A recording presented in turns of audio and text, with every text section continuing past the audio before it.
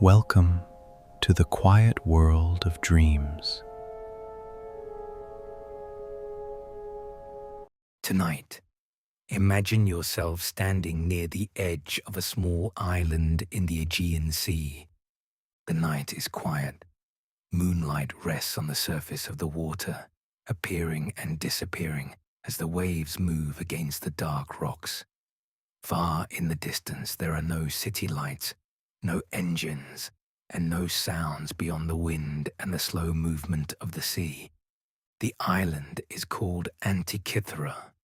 It lies between the southern coast of Greece and the island of Crete, in a narrow stretch of water that has carried sailors, merchants, soldiers, and travelers for thousands of years. Somewhere below you, resting on a steep underwater slope, are the remains of an ancient ship. Its wooden hull has almost completely disappeared. Its cargo lies scattered among stones and layers of sediment. Marble statues rest beside broken pottery. Bronze figures, glass vessels, coins, and pieces of furniture remain where the sea carried them nearly 2,000 years ago. Among these objects was once a small wooden box. It was not as impressive as the statue surrounding it. It was not made of marble, gold, or precious stone. Its outer case was probably simple, and its bronze surfaces may have been hidden behind wooden doors. But inside that box was a machine, dozens of bronze gears, carefully cut and arranged, turned together to represent the motion of the heavens, the position of the sun, the phases of the moon, the passage of months and years, the approach of eclipses, perhaps even the changing movements of the planets. Today, this object is known as the Antikythera Mechanism. It is sometimes called the world's first analog computer. And although more than a century of research has revealed much of what it could do, many parts of its story remain unknown. Tonight, as you settle into a comfortable position, we will follow this machine from the workshops of the ancient Mediterranean to the bottom of the sea, and then into the hands of the researchers who slowly learned how to read it. We will remain close to what the evidence can support. Where the evidence becomes uncertain, we will say so. And as the night grows quieter, we will consider what this small collection of corroded bronze fragments can tell us about knowledge, memory, and the many things history has lost.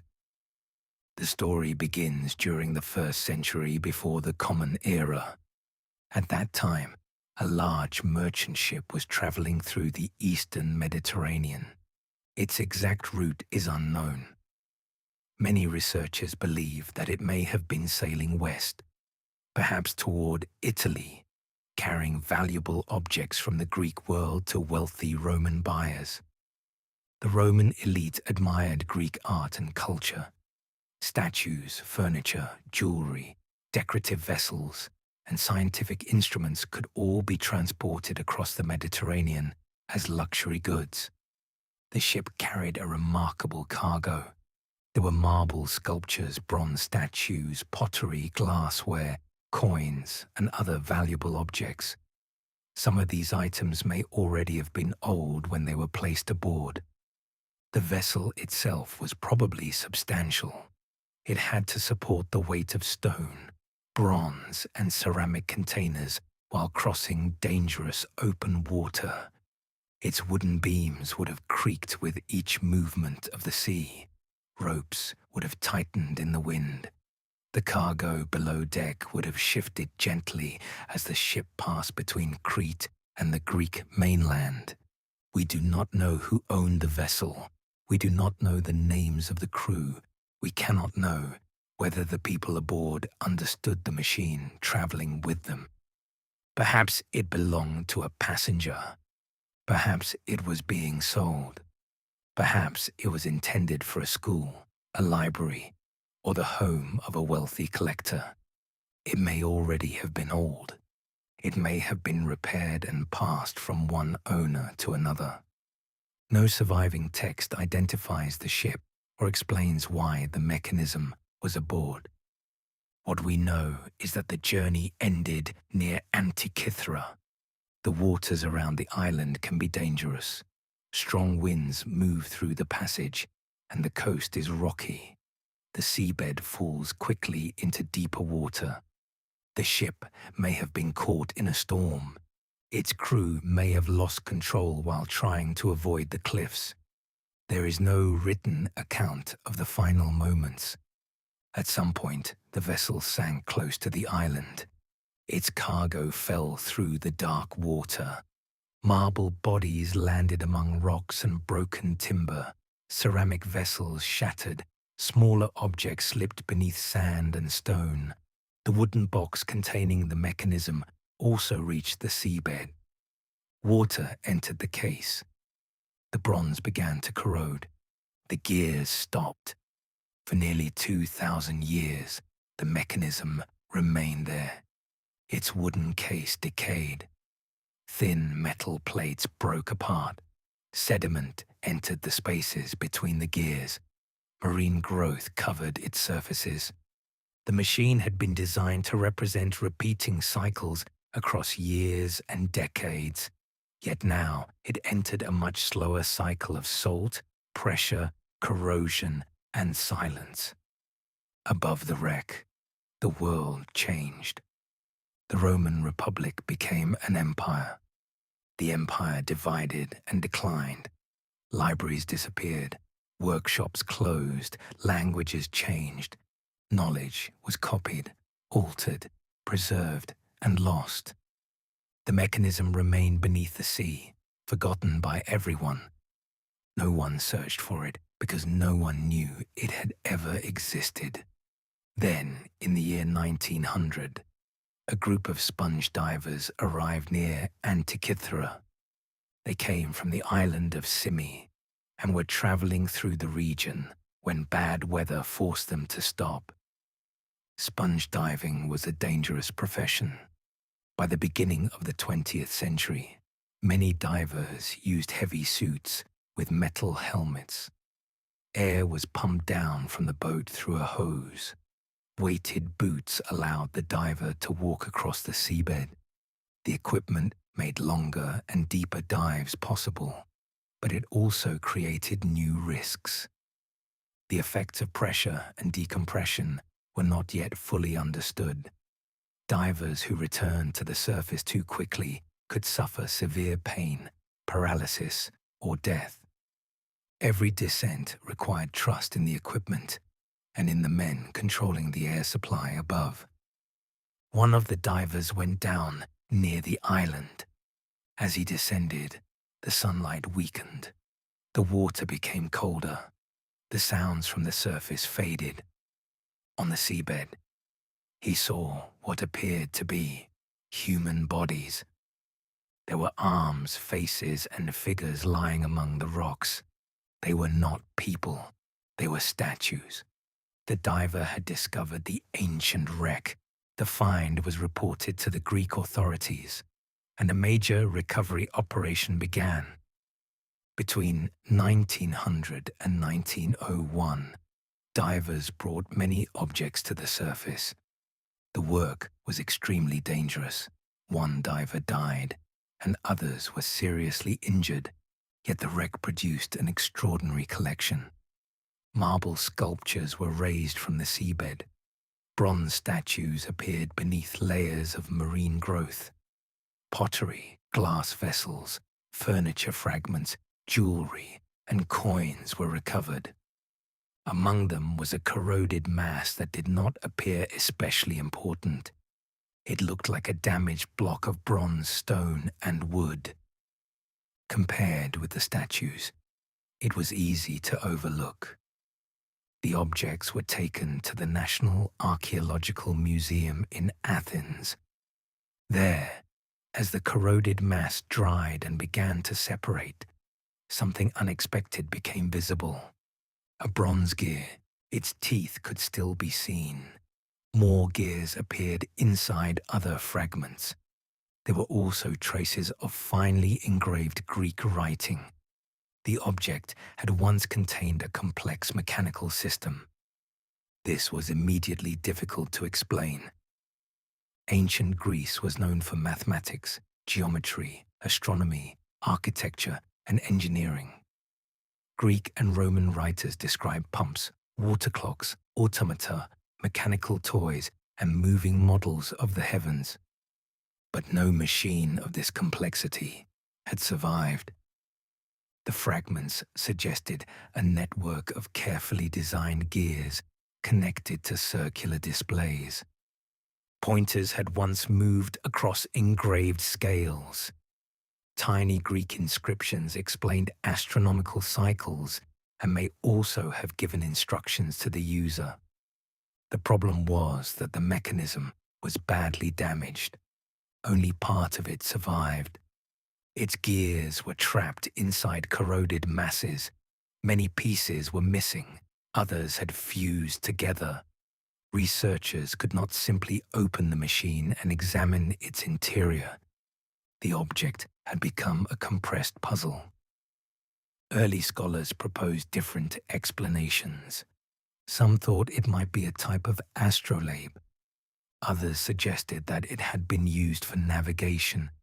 A few researchers believed that it might represent the movement of the sun, moon, and planets.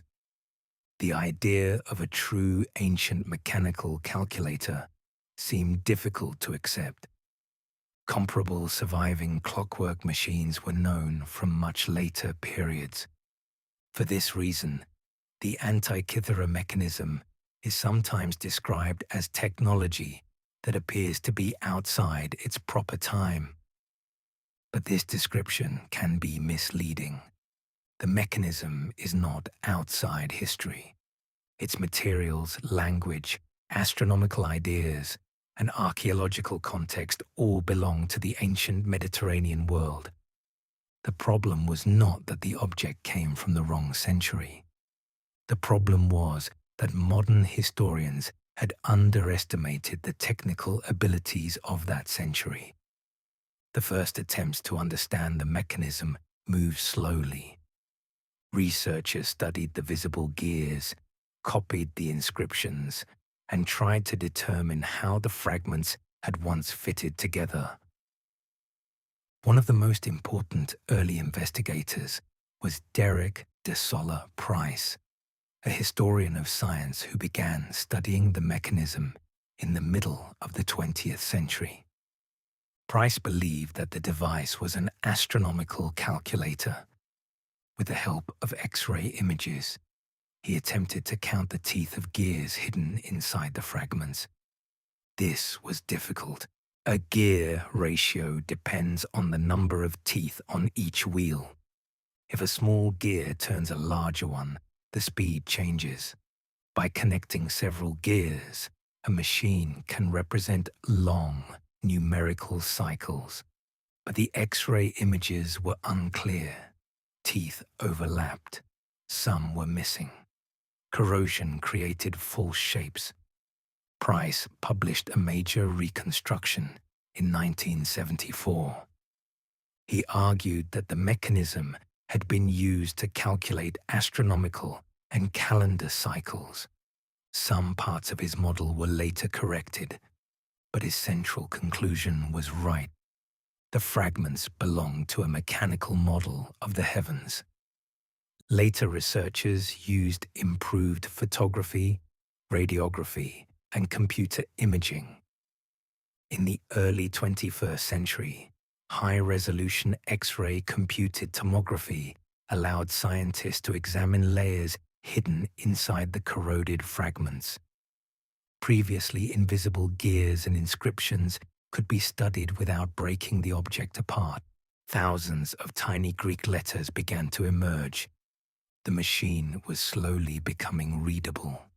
The back of the mechanism appears to have contained two large spiral displays. The upper spiral represented the Metonic cycle. This is a period of approximately 19 years. After 19 solar years, the phases of the moon return to nearly the same dates in the solar calendar. 19 years are close to 235 lunar months. This relationship was useful because lunar months do not fit perfectly into a solar year. 12 lunar months are shorter than one solar year, so calendars based on the moon require adjustment. The Metonic cycle offered a way to coordinate lunar months with the seasons over a longer period. On the mechanism, a pointer moved through 5 turns of a spiral containing 235 divisions. Each division represented a lunar month. A smaller dial may have shown the Calippic cycle, a period of 76 years that refined the Metonic calculation. The lower spiral represented another important astronomical rhythm, the Saros cycle. The Saros lasts a little more than 18 years. After this period, the Sun, Earth, and Moon return to a similar arrangement, and eclipses repeat in a recognizable pattern. The mechanism's Saros dial was divided into cells. Some cells contained inscriptions indicating a possible lunar or solar eclipse. A user could turn the mechanism to a particular date and see whether an eclipse was expected. The machine could not predict exactly where every eclipse would be visible, but it could represent the repeating pattern. A smaller display tracked the X-Ligmos cycle, equal to 3 Saros cycles. This helped correct for the extra fraction of a day contained within the Saros period and gave a better estimate of the time an eclipse might occur. Another dial appears to have tracked a 4-year cycle connected with major athletic festivals. These included important religious and cultural events across the Greek world. The mechanism therefore connected celestial time with human life. The moon changed phase. The seasons passed, eclipses returned. Festivals approached. All of these cycles appeared together on one machine. The rear displays are now understood in considerable detail. The front of the mechanism remains more uncertain because much less of it survived. The outer rings probably included a calendar and a zodiac scale. A pointer represented the sun. Another showed the position of the moon. The moon's phase may have been displayed by a small sphere colored dark on one side and light on the other. The lunar mechanism was especially sophisticated. The moon does not appear to move through the sky at a perfectly constant speed. Ancient Greek astronomers developed geometrical models to describe this irregular motion. The mechanism reproduced part of that variation through an arrangement of gears and a pin moving inside a slot. This means that the device did not simply rotate every pointer at a constant speed. It mechanically represented changing lunar motion. The designer had translated an astronomical theory into bronze. To create such a machine required several different forms of knowledge. Someone had to understand celestial cycles. Someone had to convert those cycles into numerical ratios. Someone had to choose gear combinations that reproduced those ratios. Someone had to cut the bronze teeth, shape the plates, engrave the scales, and fit the parts inside a compact wooden case. The mechanism joined mathematics and metalworking. That combination is one of its greatest achievements. It also suggests that the machine was unlikely to have appeared from nowhere. Complex technology usually develops through earlier experiments. Craftspeople need tools, materials, and methods. Designs must be tested. Mistakes must be corrected. The Antikythera Mechanism probably belonged to a larger technical tradition that has mostly disappeared. Ancient texts provide a few possible glimpses of that tradition. Roman writers described mechanical models of the heavens. Cicero mentioned devices associated with Archimedes and the philosopher Posidonius that could reproduce the movement of celestial bodies.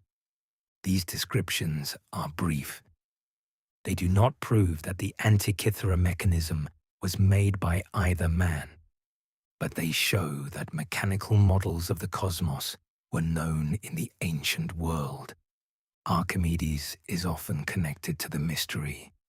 He lived in Syracuse during the 3rd century before the Common Era and became famous for mathematics and mechanical invention. Later writers claim that he built a celestial sphere or planetarium. It is possible that his work influenced later instrument makers. However, there is no inscription on the mechanism naming Archimedes. The device was probably made after his death. A direct connection remains unproven. Rhodes has also been suggested as a possible place of origin. The island was an important center of astronomy and craftsmanship. The astronomer Hipparchus worked there during the 2nd century before the Common Era. Some aspects of the mechanism's lunar model have been associated with theories linked to him. The philosopher Posidonius also taught on Rhodes, and Cicero later described a celestial device connected with him. These facts make Rhodes a reasonable possibility, but they do not provide a final answer. Other regions have also been proposed. The inscriptions, calendar system, astronomical traditions, and ship's cargo offer clues, but none identifies the workshop with certainty. The date of manufacture is also debated. Most researchers place it in the late Hellenistic period, probably during the 2nd or early 1st century before the Common Era. The shipwreck itself occurred during the 1st century before the Common Era. The mechanism may therefore have been several decades old when it sank. The device was not only meant to move, it was meant to be read. Thousands of tiny letters were engraved on its plates and covers. Some characters were only a few millimeters high. The inscriptions described astronomical cycles, displays, and eclipses.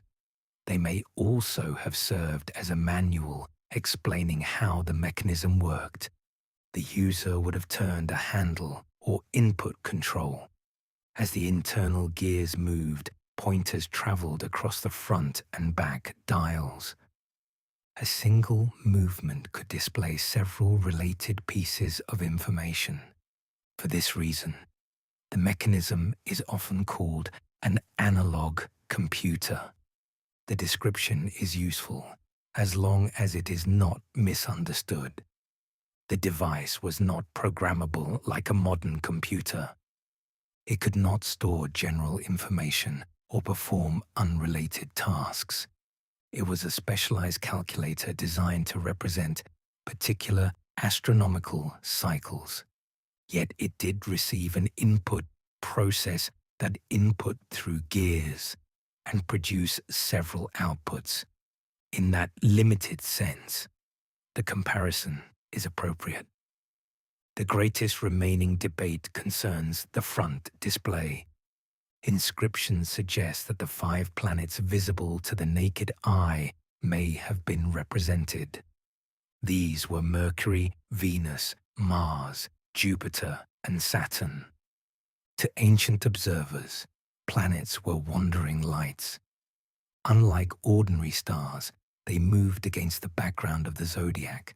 At times, they appeared to slow, stop, and reverse direction before continuing forward.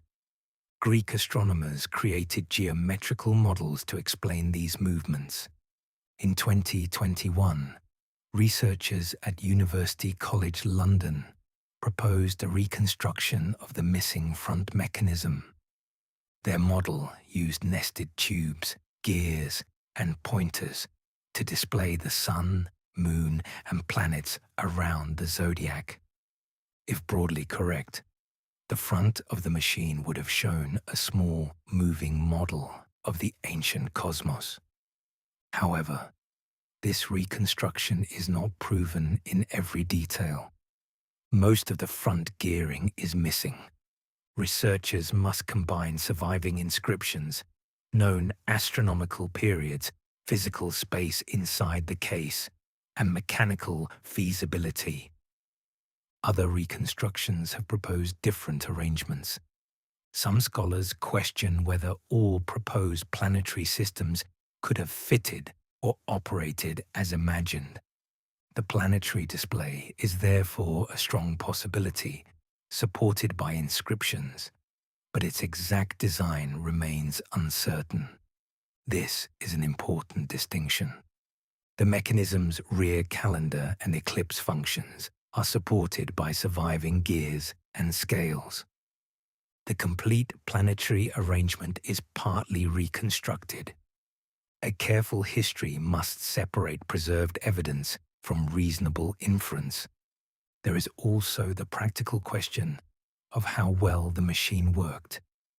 Modern replicas show that the known systems can function, but ancient gears were cut by hand. Their teeth were triangular and not perfectly identical. The plates were thin. Small manufacturing errors could create friction or looseness. Some recent studies have examined whether the surviving irregularities would have caused the mechanism to jam. The results remain open to interpretation because corrosion has distorted the original parts.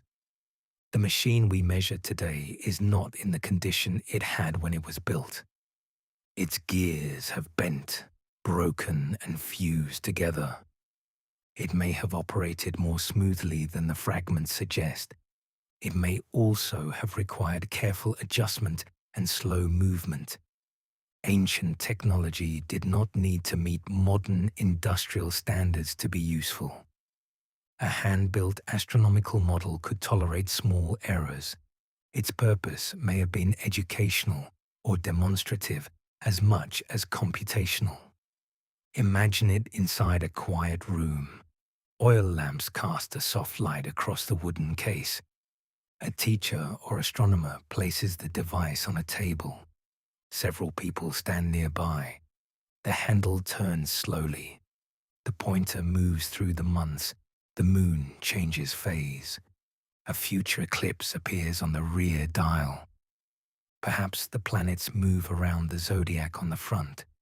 The machine shows that the sky follows patterns. Eclipses do not appear without order. The motion of the moon can be described. The wandering planets can be represented through number and geometry.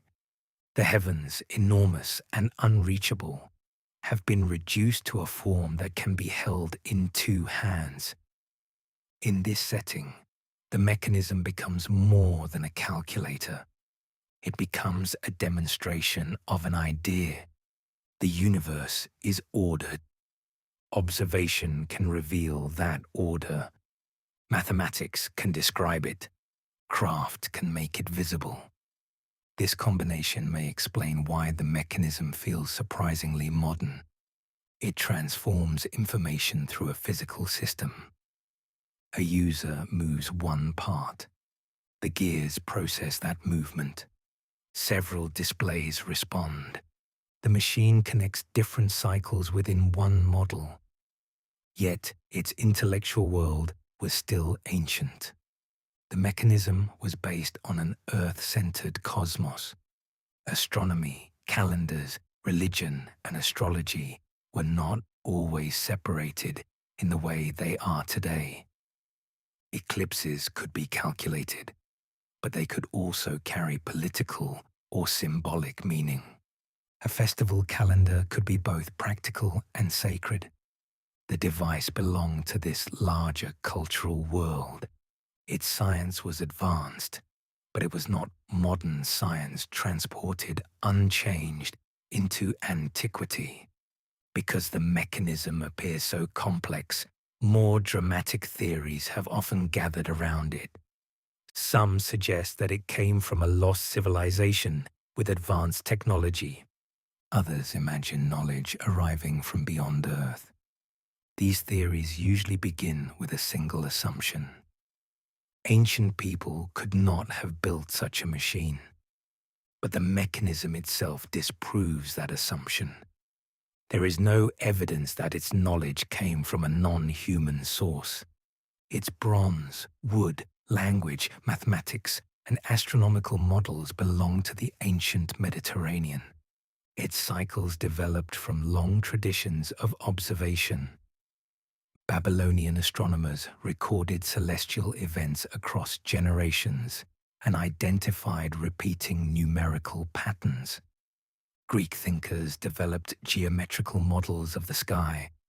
Mediterranean craftspeople produced clocks, automata, pumps, instruments, and geared devices. Ideas move between cultures through trade, travel, conquest, and scholarship. The Antikythera Mechanism may represent an unusual meeting point of these traditions. Its makers did not need information from outside the ancient world. What they needed was patience, observation, mathematics, and skilled hands.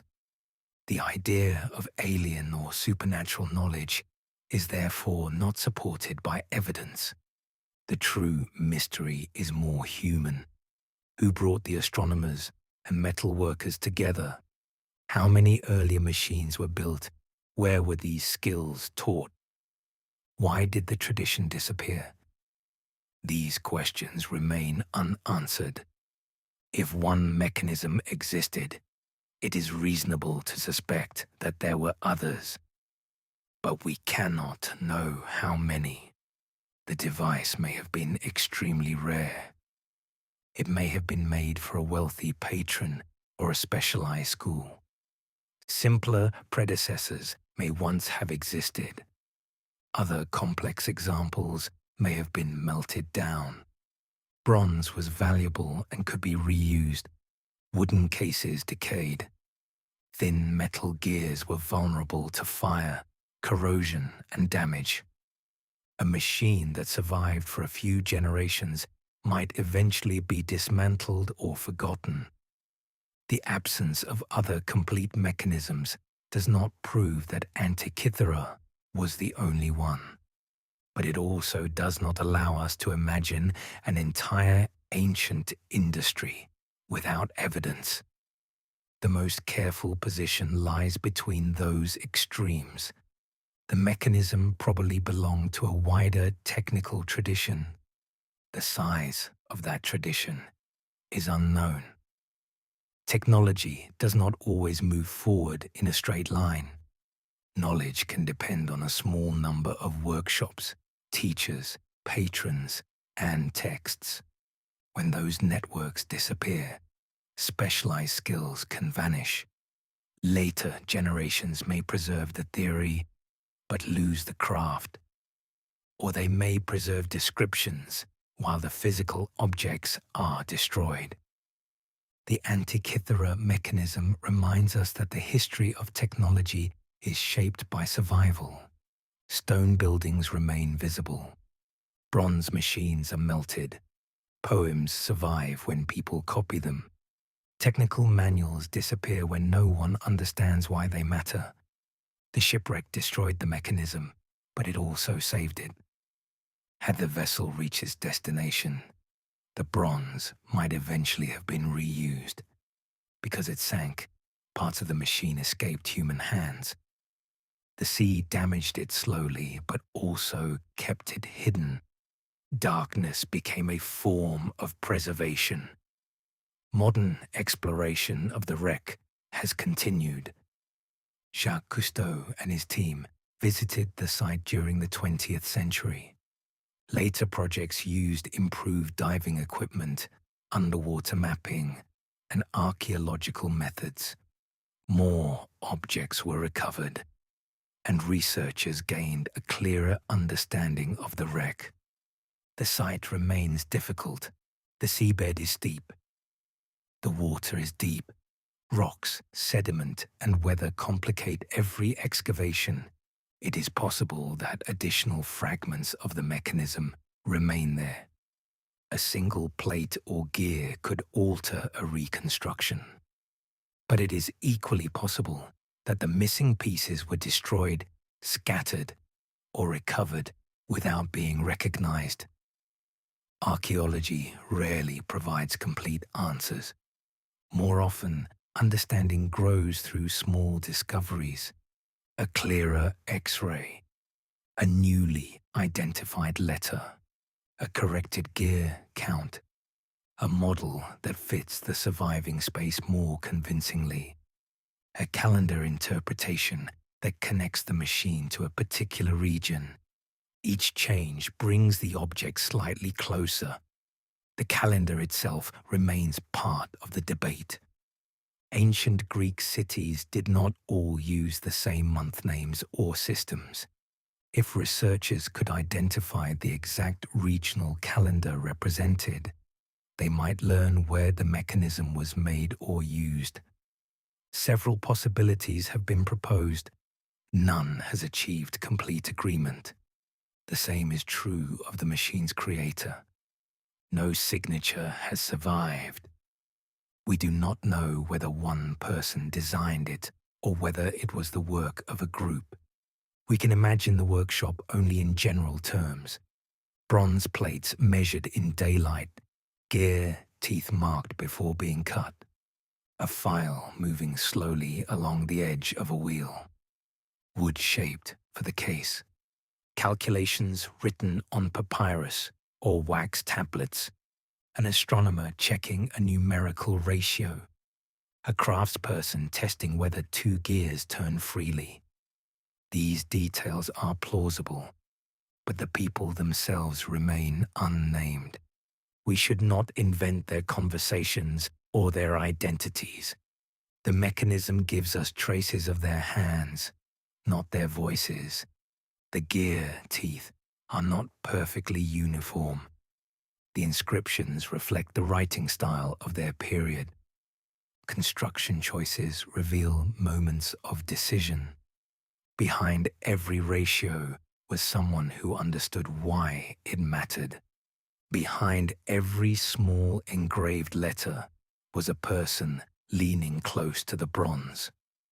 This human scale can be lost when the mechanism is described only as the first computer. It was not made by an abstract civilization. It was made by individuals living in a complicated world. Their society included scholarship, trade, war, religion, inequality, ordinary work, and political uncertainty. Scientific achievement did not make that world peaceful, nor did conflict prevent sophisticated thought. The makers observed an ordered sky while living within an unpredictable human world. The mechanism allowed them to compress time,